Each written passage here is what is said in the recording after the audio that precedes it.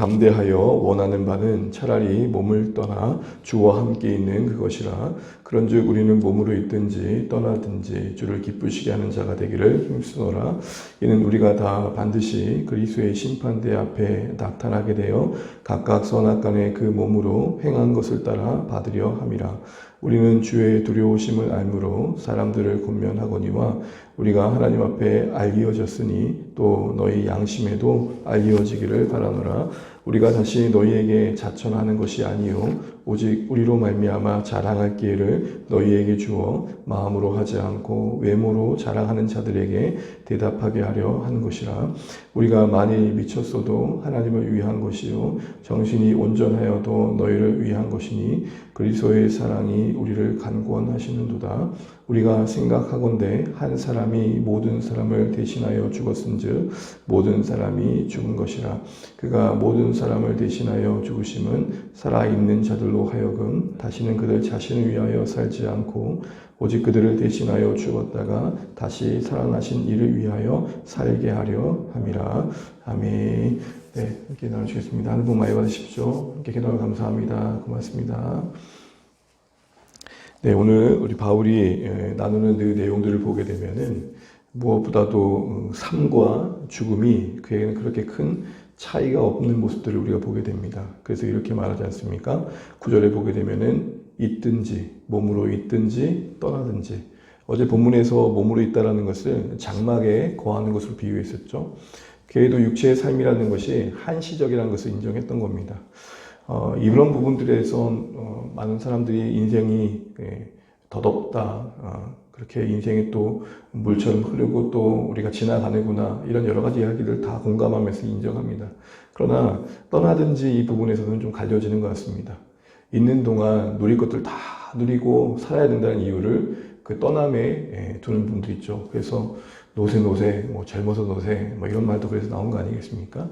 그러나 그 떠남이 몸으로 머무는 동안의 삶을 또 집중시켜주고 더 선한 것으로 향하도록 격려해 주는 것도 있는 것 같습니다. 근데 바울에게는 어쨌든 이 있든지 떠나든지가 별 차이 없다는 것입니다.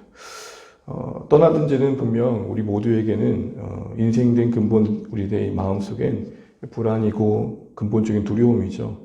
죽음이란 문제 앞에 떡하니 내가 홀로 섰을 때에 정말 평안 중에 그 죽음을 맞이할 수 있다는 것은 큰 복이 아닐까 싶습니다. 그런데 죽음만큼 이렇게 우리에게 두려움과 부러움을 던져준 게 없고 괴로움을 주는 게 없을 텐데 의연하다는 겁니다. 몸으로 있든지 떠나든지.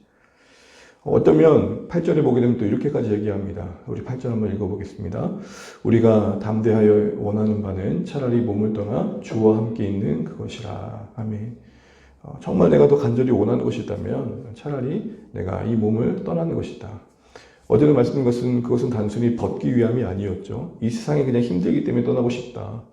이 정말 피곤한 세상, 정말 죽을 만큼 힘든 세상 그냥 떠나는 게 낫지. 이런 마음은 분명 아닙니다. 더 큰 영광을 바라보기에 바라보는 갈망이었던 거고 목마름이었던 거죠.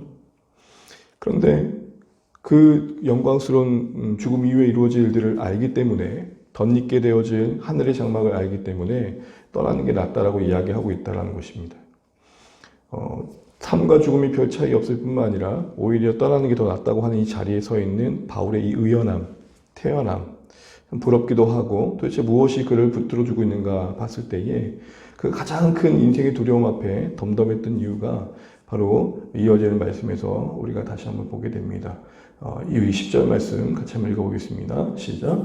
이는 우리가 다 반드시 그리스도의 심판대 앞에 나타나게 되어 각각 선악간에 그 몸으로 행하는 것을 따라 받으려 함이라. 아멘. 한마디로 그의 인생의 목적이 하나님 그분이셨다는 것이죠. 그래서 목적이 하나님께 있는 사람은 주어진 형편을 탓할 여지가 없는 것입니다. 주어진 그 자리에서 하나님의 목적을 이루는 것이 성공인 인생에게는 어떤 환경과 조건의 성취가 성공이 아니기에 어디에 있든지 거기서 하나님 뜻을 이루는 것이 유일한 관심이 되는 것이죠. 죽느냐 사느냐보다 더 가치 있었던 것은 죽음으로써 하나님께 영광 돌렸느냐, 삶으로써 하나님을 기쁘시게 했느냐, 이게 가장 중요했다는 것입니다. 그래서 그것을 힘쓰는 마음들이 있었던 것이고 결국 바울의 심령이 장차 서게 될 그리스도의 심판대 앞에서 설 것을 염두하고 있었기 때문에 그의 인생이 하나님 앞에서 드러나게 될 것을 바라봤기 때문에 삶과 죽음을 뛰어넘는 가치를 만들 수 있었다는 겁니다. 그래서 좀 10절에 보게 되면 중간절에 나타나게 되어라는 말의 의미는 뭐냐면 그 사람이 다 벌거벗겨진 것처럼 드러나게 된다라는 것입니다. 바로 이것이 바울의 삶을 붙들어주는 어떻게 보면 앞으로의 그 미래의 시선이었던 것입니다. 이것을 바울은 11절에 이렇게 표현합니다. 같이 한번 읽어보겠습니다. 우리는 주의 두려우심을 알므로 사람들을 권면하거니와 우리가 하나님 앞에 알려졌으니 또 너희 양심에도 알려지길 바라노라. 전반부에 보시게 되면 바울은 그 심판대를 염두하고 두렵다라고 말합니다. 이때의 두려움은 뒤에 그리스도의 사랑과 좀 대치되어 보입니다. 뒤에 보면 하나님의 사랑이 그리스도의 사랑이 자신을 강권한다고 했는데 하나님을 향한 두려움과 이 사랑은 사실 상식적으로 보면 사랑하면 두려울 수 없는데 어떻게 대치되어 보입니다. 그러나 이 두려움은 그런 의미에서 공포감이 아니라 경외감을 말합니다. 사랑하기에 갖는 존중을 말합니다. 사랑하기에 갖는 그 사랑하는 대상을 기쁘시게 하고자 하는 경외감을 말하는 것이죠. 그런 경외감을 가지고 있었고 그것이 그 삶을 다스렸다는 것입니다. 이것을 자신만 알고 있는 게 아니라 그 경외감을 가지고 자신이 사역하고 있다는 사실들을 주변에 늘 알리고자 했다는 것입니다. 그리고 그것을 근거로 권면했다는 것이죠.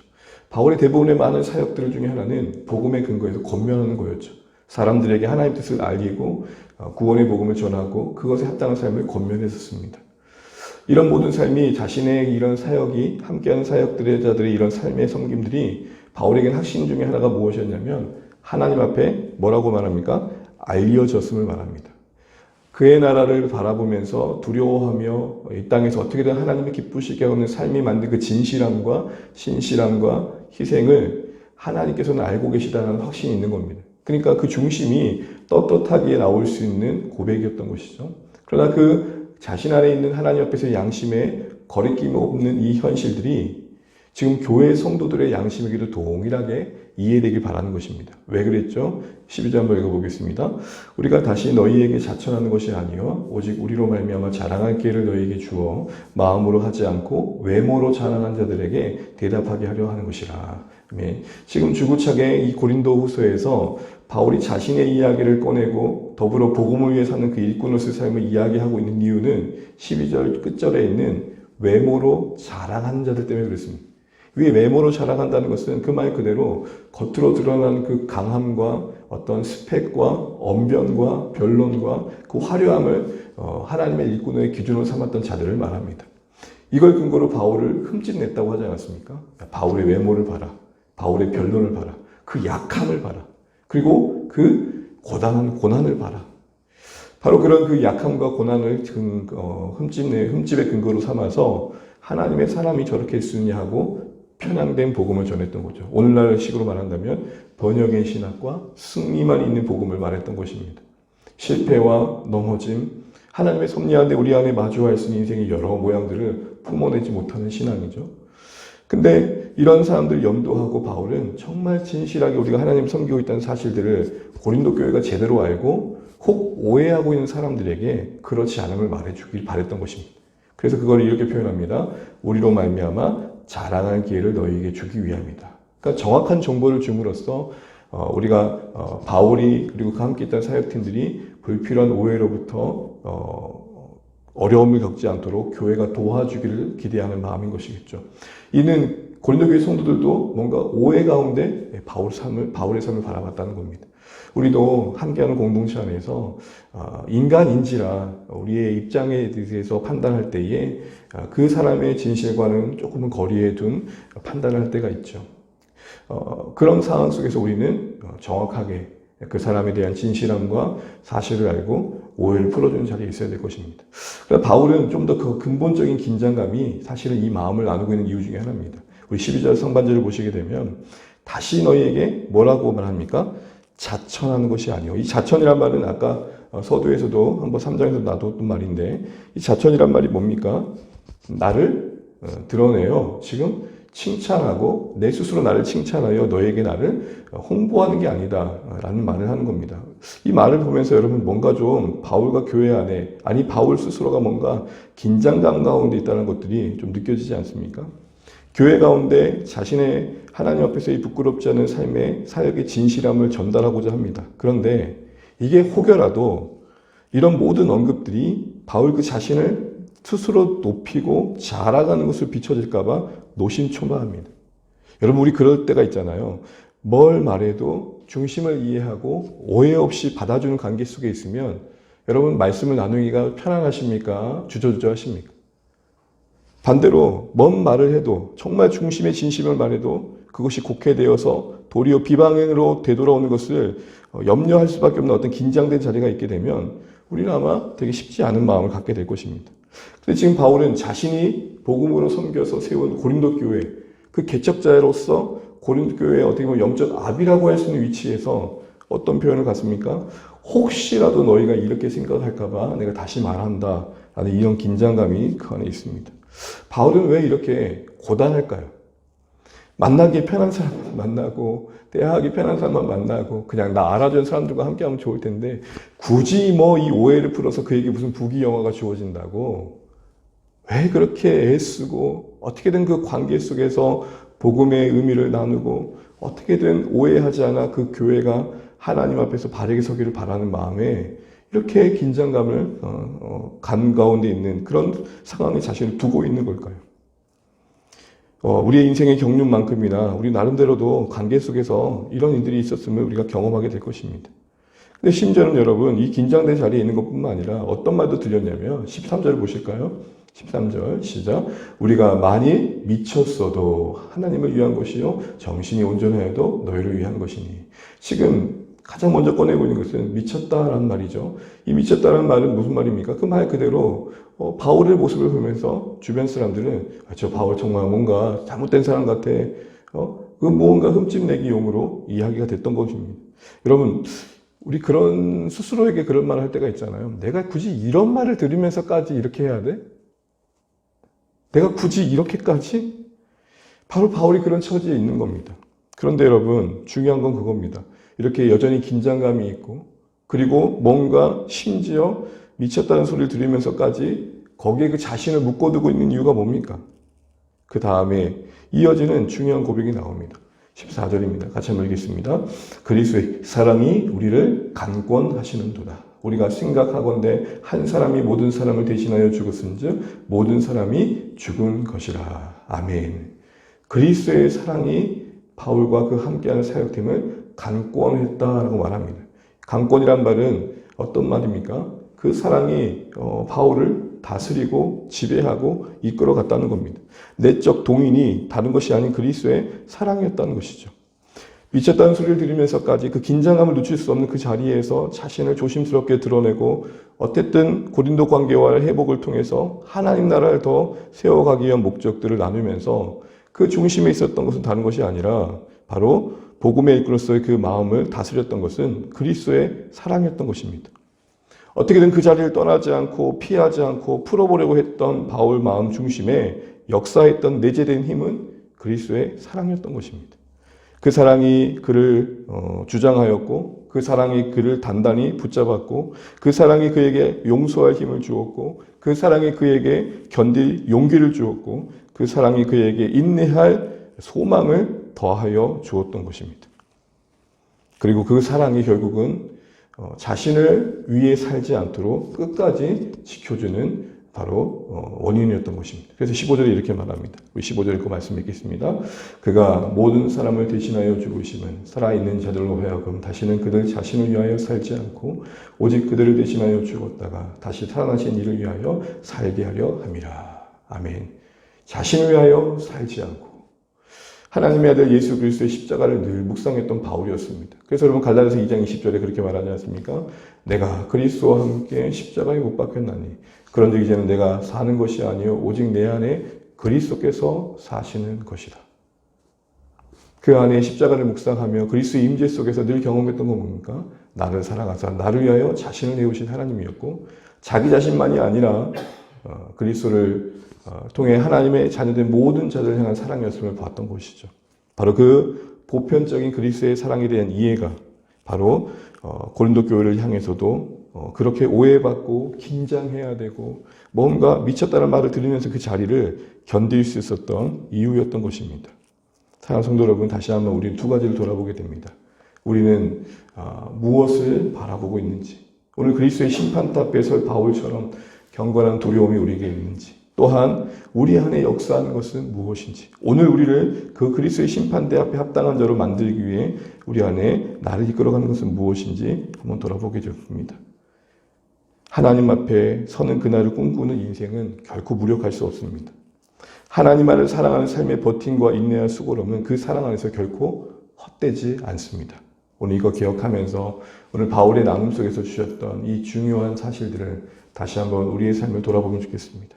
난 심판대 앞에 설 날을 생각하는 것이 유일한 목적이 되고 있는지, 그러기에 있든지 떠나든지가 그렇게 큰 차이가 없는 인생을 살고 있는지 돌아보게 됩니다. 더 나아가 오해받고 때로는 정말 이렇게까지 해야 되나 라는 마음이 들 수밖에 없는 현실 속에서도 나를 붙들어주고 있는 것은 무엇인지, 지나친 나 사랑, 지나친 애착, 내 자신에 대한 이기적인 사랑이 혹시 우리는 우리의 삶과 사역을 어그러뜨리고 있지는 않는지 돌아보게 됩니다. 주님의 사랑이 우리를 붙들어 줄 것입니다. 주님의 사랑이 우리를 지켜줄 것입니다. 주님의 사랑만이 우리를 순전하게 주의 일을 감당하도록 우리 모두를 주장해 주실 것입니다.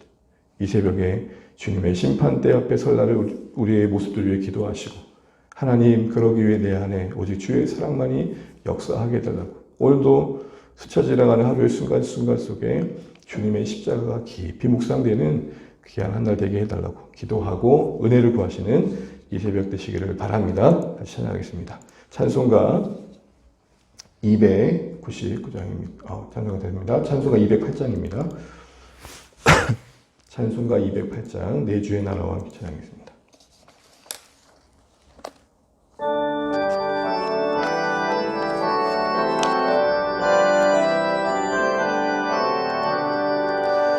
내 주의 나라와 주 계신 성전과 피 흘려 사신 교회를 내 사랑합니다. 예, 주의 교회는 천성과 같아서 눈동자같이 아끼사 늘 보호하시네. 이 교회 위하여 눈물과 기도로 내 생명 다하기까지 늘 봉사합니다.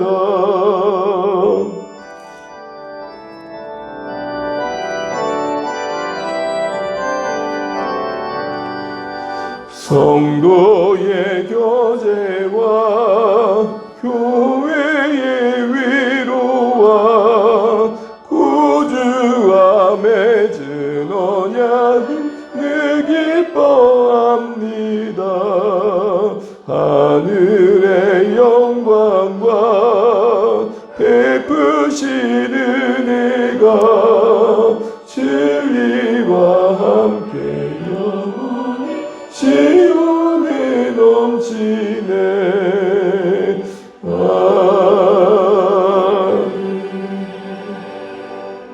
네, 오늘도 주신 하루 말씀과 기도 시작하며 감사하며 이렇게 함께 기도하고 시작하겠습니다. 하나님, 오늘도 바울의 나눔 속에서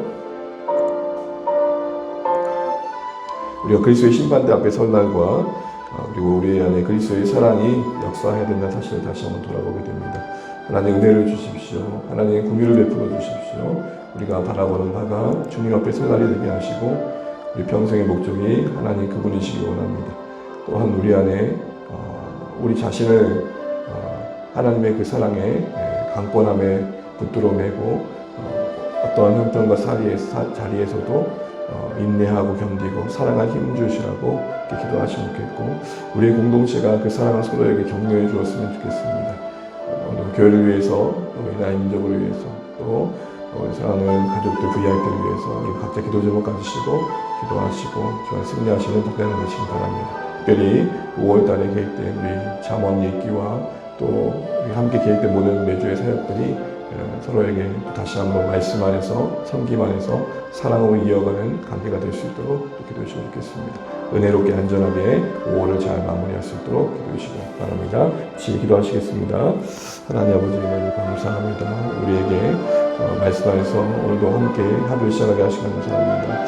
아버지 하나님, 바울이 그리스도의 심판대 앞에 서다니 오직 유일한 목적이었기에 그 하나님의 목적을 삼는 그의 삶이 하나님 아버지 이 삶과 죽음을 뛰어넘는 하나님 그런 안목과 시선을 만들었음을 보게 됩니다.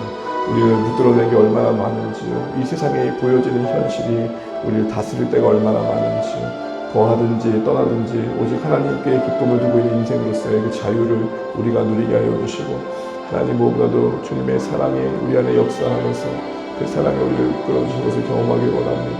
끝없는 긴장과 또 끝없는 서로에 대한 오해로 인해 아픔을 줄 수밖에 우리의 연약함을 불쌍히 여겨주시고 정말 우리가 그 사랑에 서로가 편안해져서 그 사랑 안에서 서로 이해함이 더 커지게 하셔서 우리의 언행심사가 서로를 더 살리는 쪽으로 쓰임받게 도와주시고 하나님 우리가 하나님의 선한 도구로 하나님 우리의 함께하신 공동체와 이웃과 하나님 함께하신 모든 자들 가운데 사용되어지기 원합니다. 돌멩이같이 미약한 우리의 인생이지만 하나님의 부르심에 응답하여 우리의 평범한 삶이 위대하신 하나님의 이야기를 담아낼 수 있도록 역사하여 주시기 원합니다. 하나님 우리를 지혜롭게 하여 주십시오. 신자로서 우리의 삶의 선택들이 하나님을 두려워하는 것들이 되게 도와주시고 하나님 아버지 하나님의 말씀에 우리가 조율되어져서 하나님 그 뜻을 우리의 일상 속에서 잘 드러낼 수 있도록 역사하여 주시기 원합니다. 무엇이도 하나님을 기쁘시게 하는 일에 올바른 판단을 갖게 도와주시고 하나님 이 지혜를 하나님 도와주시고 역사하여 주시옵소서. 하나님 역사하여 주시고 하나님 은혜가 임할 수 있도록 함께하여 주시기를 간절히 바라고 원하옵나이다. 주님 은혜를 베풀어 주시옵소서.